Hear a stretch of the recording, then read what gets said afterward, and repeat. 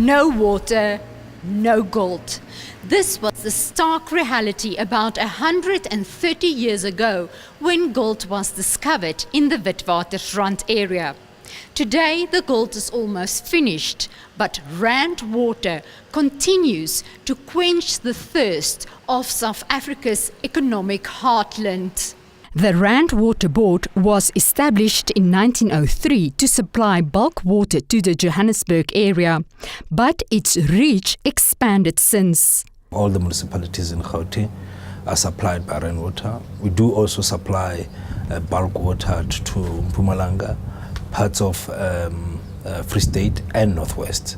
So in terms of the volumes of water we're talking about here, we're talking about 4,500 million liters of water a day. And an average household in South Africa uses 300 liters. We supply water to more than 12 million people, which makes us world leading in terms of our ability to supply large quantities of water over very large distances. Generating water au natural. Water availability is limited to rainfall, and with South Africa being the 30th driest country in the world, Rand Water's sourcing of water is difficult.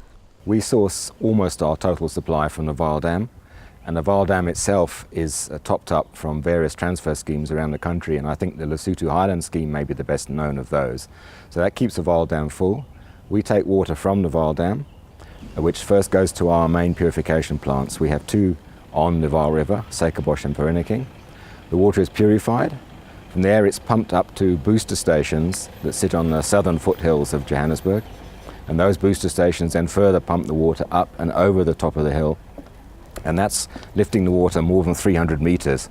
And from there the water goes under gravity through pipelines.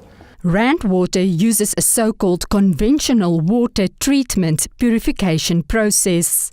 Being called conventional means it's quite a straightforward and basic process.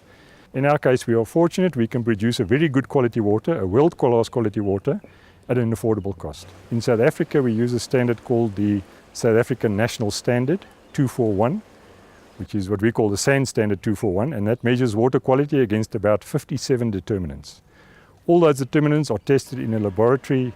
Now, very importantly, the SAN standard is actually benchmarked against the World Health Organization standard, and this is why we can say that we comply with international standards when it comes to water quality. Rand Water is confident that it can continue supplying in the growing demand for water. Well, in order to meet future demands and ensure our infrastructure is adequate, there are two main legs. The first is planning for growth in demand. In that case, we regularly talk to our municipal customers about their developments, about their expected growth, and we plan infrastructure, new infrastructure, to meet those growth demands. And the second, obviously equally important, is maintaining our existing infrastructure. We don't have a problem now, we don't have a crisis, but we anticipate at around about 2025, the demand might outstrip the supply. But our solution is very simple. If we all use our water sparingly, we will make it with no sweat.